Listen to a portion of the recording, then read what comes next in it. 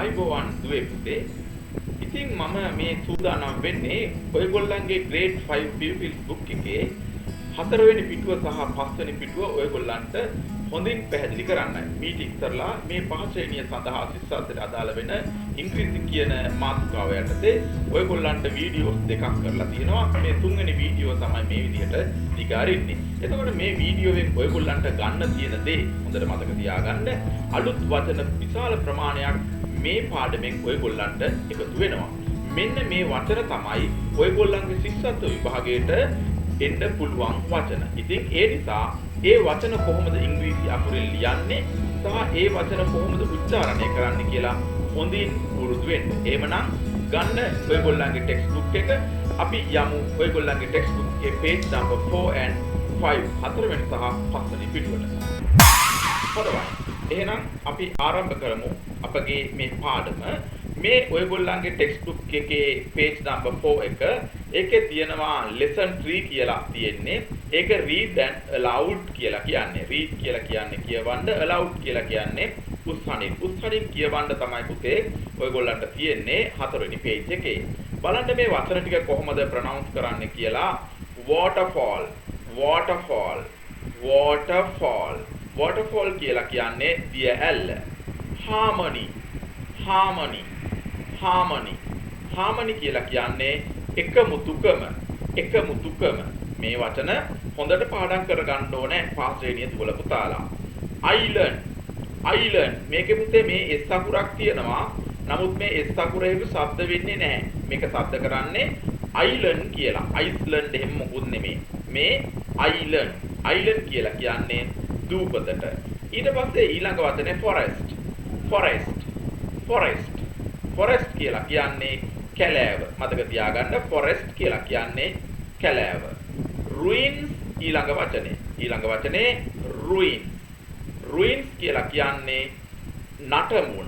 ruins කියලා කියන්නේ නටමුන්. ඊට පස්සේ zone. Z-O-N-E zone කියලා කියන්නේ කලාපය සහ peace, P-E-A-C-E, peace කියලා කියන්නේ සමාදානය, සමාදානය. peace කියලා කියන්නේ සමාදානය. P-E-A-C-E, peace කියලා කියන්නේ සමාදානය. ඔයගොල්ලෝ 3-4 පාරක් මේ වීඩියෝ බලලා මේ වචන ටික හොඳට උච්චාරණය කරන්න සහ මේ වචනවල අකුරු පුරුදු වෙන්න. අනිවාර්යයෙන්ම ශිෂ්‍යත්ව විභාගයට 5 වසර ටෙක්ස්ට් බුක් එකෙන් තමයි මේ වචන එන්නේ. මේ වචන ඉංග්‍රීසි ටෙක්ස්ට් බුක් එක කියවන්න පුළුවන් කියලා කියන්නේ ඕගොල්ලන්ට ඉංග්‍රීසි අනෙකුත් විභාගවලට පවා පේපර් එක හොඳට කියවන්න පුළුවන් වෙනවා. එතකොට ඔයගොල්ලන්ට පේපර් එකට උත්තර ලියන්නත් ප්‍රශ්නයක් නැතුව පුළුවන් වෙනවා. හොඳයි. එතකොට මෙන්න මේ වචන ටික තමයි අපිට පස්වෙනි page එකකින් ඉගෙන ගන්න තියෙන්නේ. අපි යම් පස්වෙනි page එකට මොනවද තියෙන්නේ කියලා බලන්න. බලන්න පස්වෙනි page එකේ තියෙන්නේ we all love our country. අපි සියලු දෙනාම අපේ රටට ආදරෙයි කියලා තමයි මේ පස්වෙනි page එකේ තියෙන්නේ.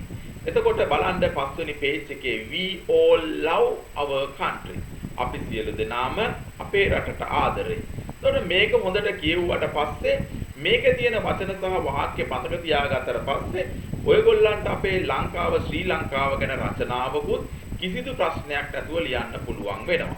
right බලන්න our country Sri Lanka is a beautiful island. මේ බලන්න අර ඔයගොල්ලෝ ආපු ඒ අලුත් වචනේ island. අපේ රට ශ්‍රී ලංකාව ලස්සන රටක්. අපේ රට ශ්‍රී ලංකාව ලස්සන රටක්. it has many ruins. එහි බොහෝ ruins තියෙනවා. ruins කියලා කියන්නේ නටබුන්. it has many ruins කියලා කියන්නේ එහි බොහෝ නටබුන් තියෙනවා. ඊට පස්සේ බලන්න මේ තියෙන එක it has a dry zone. එතකොට මෙන්න තවත් වචනයක් zone. zone කියලා කියන්නේ කලාපය. එහි තියෙනවා වියලි කලාපයක්. එහි තියෙනවා වියලි කලාපයක්. has තියෙන. ඊට පස්සේ ඊළඟ එක it has a wet zone. එහි තියෙනවා wet කියලා කියන්නේ පුතේ තෙත.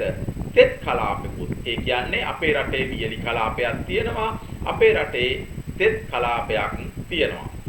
right. ඊට පස්සේ බලන්න මොකද්ද මේ තියෙන්නේ කියලා. there are many forests, mountains and waterfalls. there are many forest කියලා කියන්නේ කැලෑ.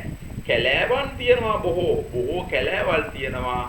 mountains කියලා කියන්නේ කඳු තියෙනවා සහ waterfalls කියලා කියන්නේ දිය ඇලි තියෙනවා. බොහෝ කැලෑ කඳු සහ දිය ඇලි තියෙනවා. ඔන්න ඔය ටික තියෙනවා බලන්න අපි එතකොට මේ පැත්තේ මොකද්ද තියෙන්නේ කියලා. The national bird is the jungle fowl. බලා ගන්න අලුත් වචනයක්.